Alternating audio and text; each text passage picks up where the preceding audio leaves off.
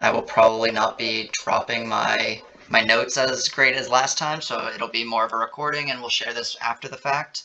Um, that being said, the goal of this conversation is Bunchu and I are going to try and give everybody kind of an overview of how we look at NFTs, what we're trying to accomplish when we're buying and selling NFTs, and then also give a little bit of a high level overview of some of the other mechanics that we go through during our buying, selling, and trading process.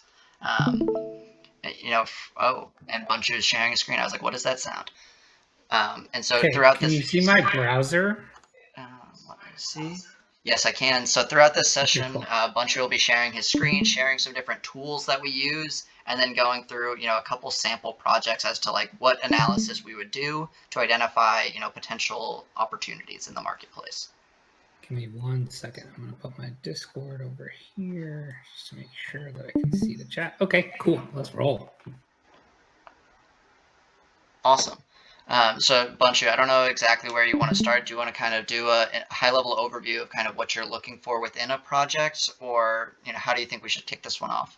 Sure. So let's say, let's start with the very, very basics, right? So, what like project research, right? And so, I think one of the more important things to do to be able to identify what's a good project is to be able to identify what projects are actually out there and minting and what's on a schedule daily, and a quick way to kind of analyze that. Wouldn't you say that's probably accurate, Drew? I mean, I think when we started, 6, 8, 9, 12 months ago, whatever, it was a little different, where there was maybe 5, 6 projects a week that were minting, right? And you could very easily know what was going on and follow that, and it was easy to keep track of all the stuff that was happening in the space. Now I think there was maybe, I think, 20 mints today, right? And so, okay, well, there's a clear need to be able to, one, identify those projects, two, look into and research those projects quickly, I would say, or at least ahead of time, so you can identify what maybe interests you, and then so I think that's the starting point, right? So there's a bunch of great places to go to be able to look at what projects are dropping daily. Obviously, Twitter is a big one, but I want to look at a more curated type of list or calendar type of list there, right? So, Drew, what do you typically use for a daily calendar or anything like that, or do you have a go-to spot? Yeah, so you kind of hit the nail on the head with Twitter being the main source, and then also just at the beginning of the day during our Twitter Spaces, typically Captain Steve and I will go over what mints are happening today that we should pay attention to. So ultimately, it's not something where I'm super organized about it. It's something I need to be better about, but it is something where it's like, okay, what hyped mints are even dropping in the next day or so. Yeah, so there's a couple of great tools here that I use. There's a lot of great stuff in Discord. There's this NFT calendar has a Discord that you can actually put your daily alerts on. Maybe we should see if we could hook that up, maybe to our kind of alpha chat or things like that, so we could kind of populate them for us. We can try to do that. But NFT calendar is a good one. It'll degen, so they have featured drops here. So things you do need to be careful though of is when you go to a site like this, is to these featured drops sections. Typically, now this doesn't make them bad projects or not good projects, but these are typically advertised spots, right? So we just want to make sure that we know that going in when we're looking at something like this. So just keep that in mind. So like Aokiverse is a great project, Steve Aoki behind it. This is pretty reputable, but that doesn't mean that everything on here is, right? So, but you can see here, view all current drops, and there's a free version of this somewhere. Hold on, where you can go and you can see literally on a calendar all the current drops, upcoming drops, things like that. So you can make yourself your own lists. This one I do know has. Sorry, my internet is being slow. This one I do know has, the links to the Twitters and Discords and everything like that that you can click on, quickly join them, everything to that effect. Another one that I'm starting to use a lot more frequently is Minty. So this is mintyscore.com.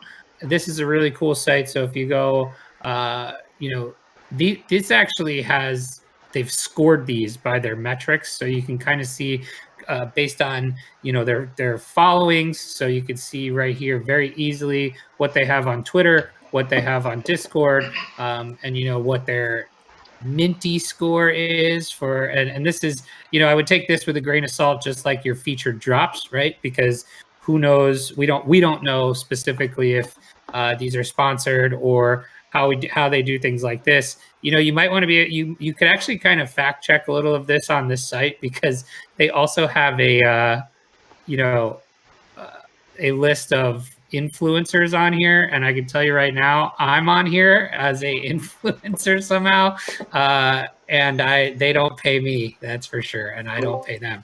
But let's see. That's So the let's humblest of brag to look well, yourself up I on an somebody influencer list while you're live streaming.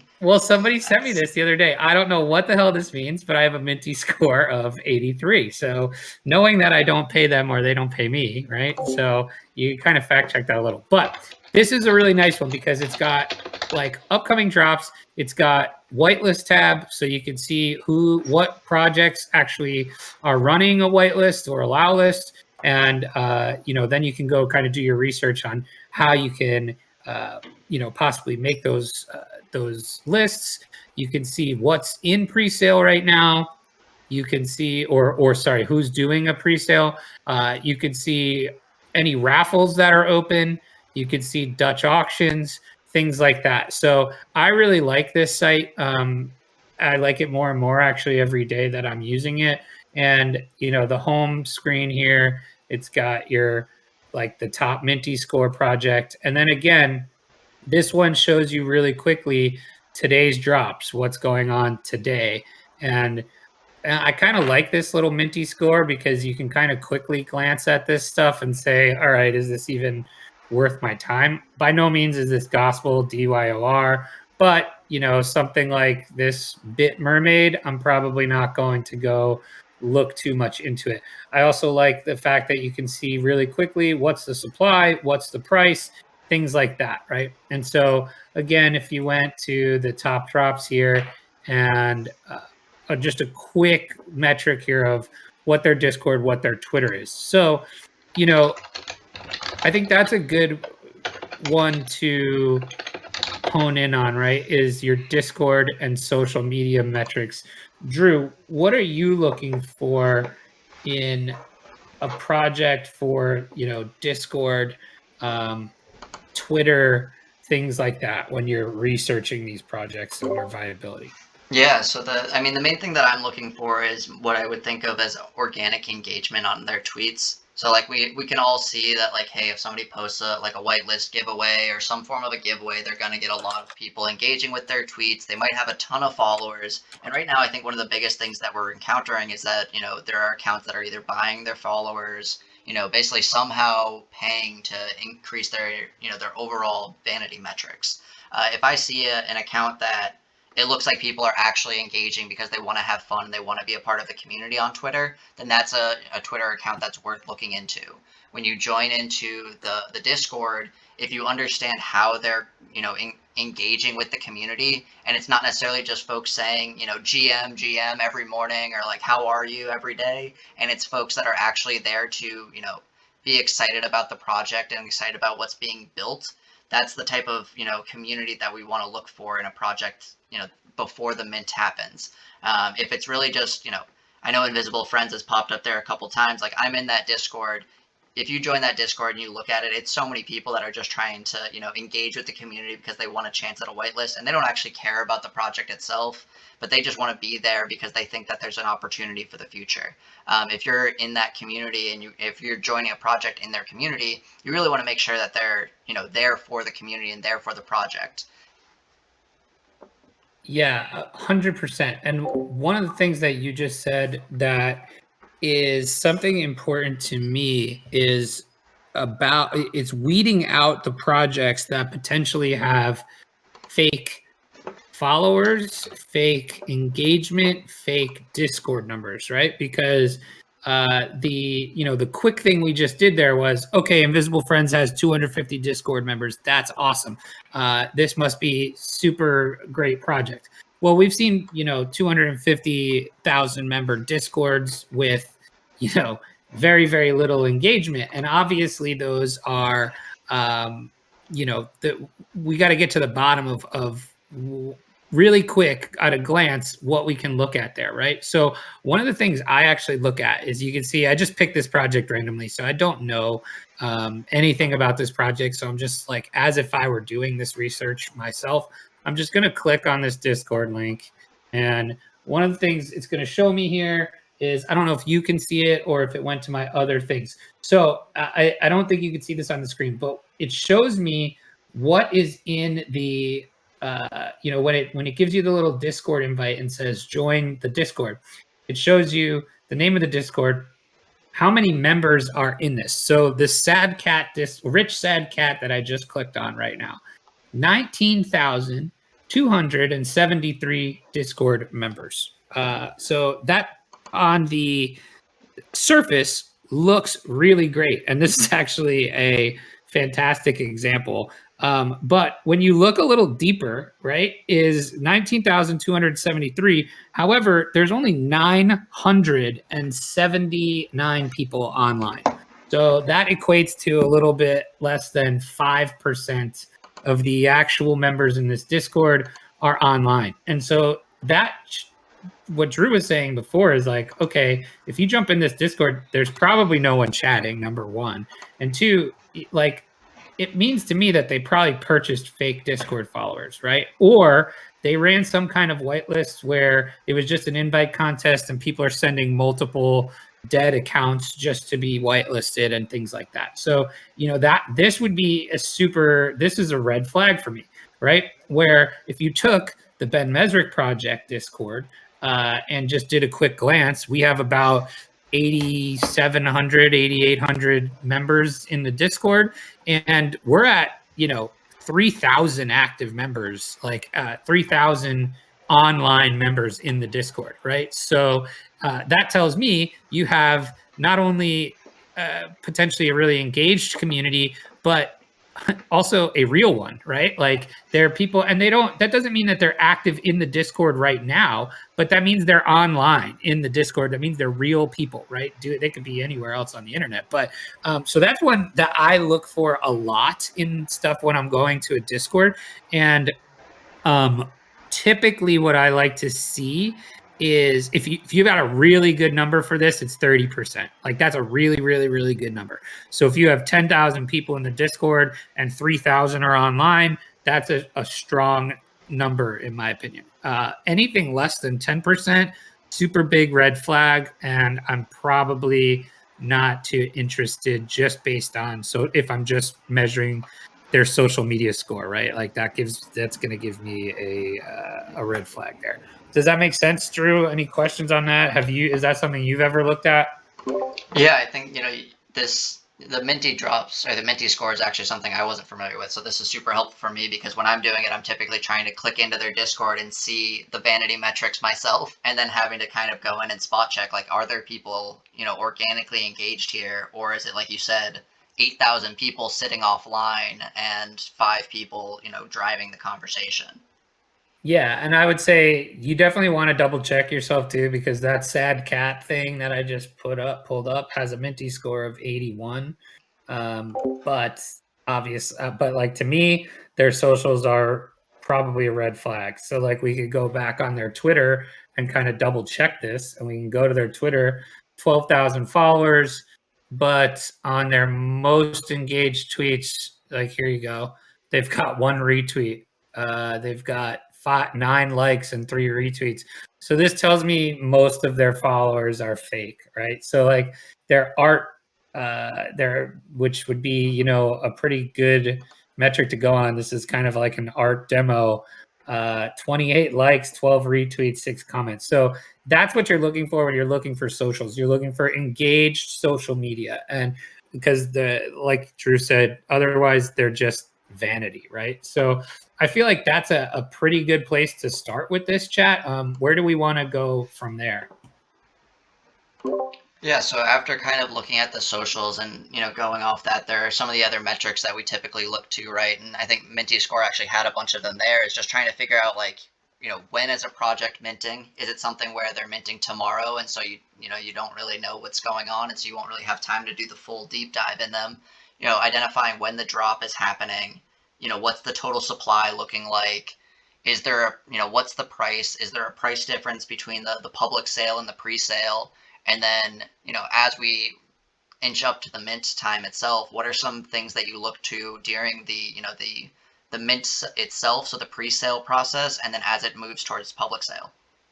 Yeah. So let's actually do, okay. So one of the tools that I use for things, I think we need to just talk like very basic about how to even look at stuff like this. So you're talking about once things are minting, right? So once we're in this pre-sale process potentially.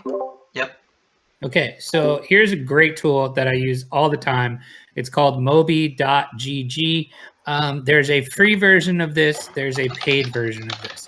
The paid version of this, and I would say this with the, you know, I have the paid version. I think Mobi is probably one of the best bangs for your buck out there from a cost to utility standpoint, right? I think the 6-month subscription is 0.1 ETH. So really pretty reasonable when you think about all the things that I'm going to show you that this tool can do.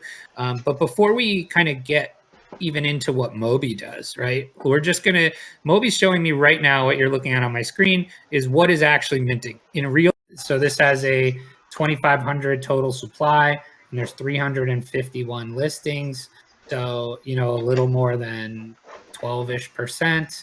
It shows you right here what the royalty is, which is nice. It shows you what the 1-hour sales are, the 10-minute sales are. You can mess with this chart over here. That'll show you in the last, this is a new, so it's not going to show me 7 days. Let's look at an hour. So the thicker these, so here you go, the thicker these dots are, the more sales, a whole bunch of different ways. So, you know, you can see something's going on here and people are starting to buy, right? What I like most about it is this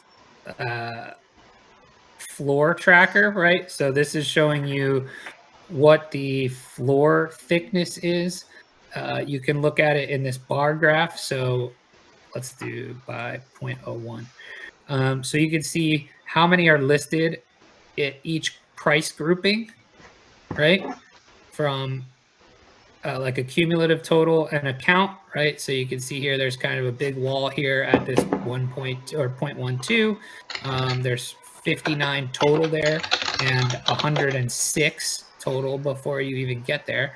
I like to look at it in this view. It's a little easier for me to get a hang of, right? So you can see some big thickness right where we were just talking about. And then, you know, kind of how this goes. So your listing counts are on the left-hand side, your prices on the bottom. I use this all the time. It's one of my new favorite tools because, you know, with all these whitelists, I find myself minting less and trying to make smarter investments on the secondary market. So, you know, one of the big things that I look for is listings numbers to collection size. Just same way you look for like unique holders, right? Because that shows you how that relates directly to potentially how thin the floor is here, right? So this is another one of my really good favorite tools. There is a paid version of this. I saw somebody, there is a free and a paid version of this. You can actually look up quick token ID, look up here, and it'll show you the potential rarity. this shows you the live listings. You can actually click to buy straight from here, and it'll take you right to. So if I wanted to buy this, I click here, and it'll actually automatically buy it. It'll pop up my MetaMask and buy it directly from there. So I love this tool. Drew, have you used this one? I have not. I've actually been looking at it on my computer at the same time as you've been perusing it. It's like my new favorite one. This Mobi and Compass are basically the three that I use the most. Compass, again, is still 100% free for now. So I would say if you're looking for the best free option is probably that. Nerds also has a great free option. And then Mobi, I would say probably best bang for your buck from the dollar, like from actually paying for it wise. That's kind of all I had from that standpoint on kind of like what we're looking for. I feel like we've covered a ton. What other questions either do you have, or what questions do you have, or what questions are in the chat? So one question that Gia had mentioned is from the, how would you suggest typically minting from contract, and is it feasible for the average user?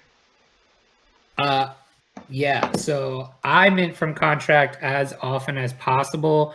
What I'll do is I did a good write-up on, like, just a really quick tutorial on this in our other Discord that I can send here and put in the holders chat, or maybe also the alpha chat. It's a really quick run through of like what you're looking for to mint through the contract. It's super, super easy. And that's what I mean. It's like Etherscan is so daunting if you don't know what you're looking at for the first couple times. Once you mint from contract once, you know how to do it forever, right? And you also know quickly if you can or can't, right? Like if you're looking at that contract like we saw, and there was all those weird string entries and stuff, you won't be able to do it. Really, if you can mint from contract, all it's going to ask you is what's the price and how many, and make sure you connect your wallet, and that's it. You'll be able to mint from contract. So I'll put those quick write-ups in the Discord. I'll pin them as well. Awesome. And then, I think one of the questions that I think has come up quite a bit leading up to this was kind of what you would recommend as far as, if somebody has a smaller budget, how should they, look to get involved in both the NFT community and within some specific projects? Like they probably can only mint or get into a couple projects. They don't necessarily have the war chest to mint a bunch of them. Yeah, I think that comes down to strong research, right? So I think, the landscape has changed really, really greatly since you and I started, right? Like, it was easier to mint, right? There was less less competition.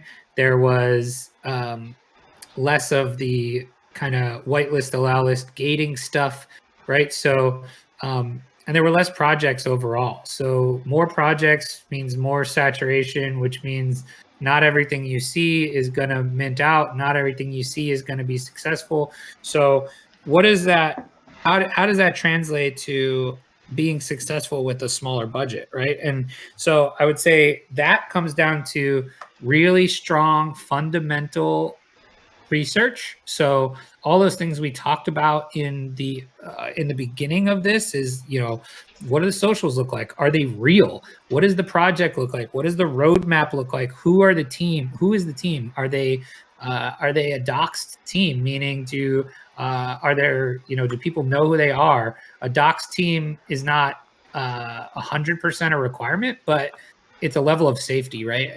And that's because if people's reputations are out there on the line, you're less likely to get rugged, meaning you're less likely for the project to just shut down overnight and take your money. And you can buy with some level of confidence, even if the floor price dips, right? It's not likely because the team is running off with your money, right? So, but that needs to be a big part of your fundamental decision making and research. So does it have a proven team? The socials, does it have a good roadmap? Is it unique and innovative in any way?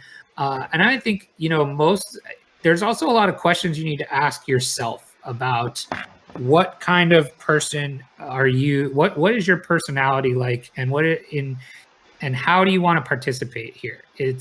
Are you here for a flipper mentality, right? Which there's nothing wrong with that. You just need to know that that's what you're here for, and you need to make decisions in that way. Or are you here with a bigger time horizon for projects in where, which I think it's a little easier. I think it's a lot harder to be a flipper than it is to be a investor slash somebody that's here for, a long-term vision, because it makes the process of research that much more important. And typically strong research that ends up with you saying, yeah, this is a strong project, down the road is going to pan out. And not everyone does, of course, but you're much more likely to hit. And so you just need to be honest with yourself about what your time horizon is on some of these projects, what your intentions are, and then add that to the research that you're doing. I think that's super, super important. Not everything's going to 5x overnight. And, so if your thesis is this is going to be a really innovative project that's going to just take a little longer, then that might be a really good place to start, as long as you have the patience and that, right? What you don't want to do is get into a project like the Ben Mezrich project that we know is going to be, kind of a long-term slow burn, expecting that you're going to 4 or 5x your money overnight. And then with a small wallet, you might have put, 10% of your funds in, and you're not happy the next day, you have buyer's remorse and you sell for a loss, right? So that's what I mean with be honest with yourself and your intentions on like what you want to get out of a project that you're investing in, right? And then just from a flipping perspective on a small wallet is, I think, it does make whitelists important, I think. So if you can get on a pre-sale that has strong fundamentals, it's almost always a home run, in the sense that you're not going to have exorbitant gas fees that eat into your cost basis, because that's what happens, on these public mints. And that's why it's important to be on the pre-sales sometimes, because it allows you the luxury of not having to potentially gas war yourself, and it leaves you some margin, right? So I would say those two things. Drew, do you agree with that? Is there anything I missed? Yeah, I think to succinctly put it, I think patience, right? Patience is probably the most Yes. important thing if you have a small bag, because if you try and chase, the instant 2x, instant 3x, you're just it's probably not going to happen unless you get really lucky, and hit that big one of one in the mint that you had.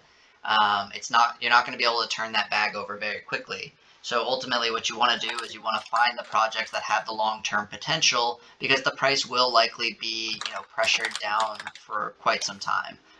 For me, ultimately, what built my, basically launched me through NFTs and allowed me to keep trading is that I kept buying more Jenkins NFTs when they were trading at 0.02, 0.01. So I had 20 of those at one point in time, and that's because you did good research. You trusted the team and you trusted your instinct on the project, right? And you had patience. And all those things allowed you to be successful there. Exactly. And like without that, it was one of those where, the price was half of mint for a while, and the team was basically like, hey guys, like we're just building, like, it's stressful and we're sorry, but like this is something that's going to last for years, not necessarily for 3 months. So like we're going to have our heads down, we're going to get back to you, and things will be okay. So don't stress too much. So finding those projects that you trust the team, trust the roadmap, and it's an achievable roadmap. We want to make sure that we're not buying into projects that have something that just doesn't even make like physical sense in the technical space, not necessarily in the NFT space even. So once you trust those teams and have patience, you can really see some headwinds as you continue to grow. And then the only other thing I would say is that like do your part as part of the community. Like you don't necessarily Bunchu's big on community. You want to be active in their Discord. You want to be following them on Twitter. You want to engage with their posts, because ultimately you want to have fun with the projects that you're entering. And if you only have a small bag, you might as well enjoy the time that you're spending with that project. Agreed. Another question in here that just came from DAP. Thoughts on buying into a project where there was a portion of the mint for free? For example, 1,000 out of the first 5K were free. No incentive for those 1,000 holders not to underprice. You hit it spot on, right? It's like that has to be part of your initial research, and it's not necessarily a no mint red flag, but it needs to be taken into account when you're looking at the opportunity as a whole.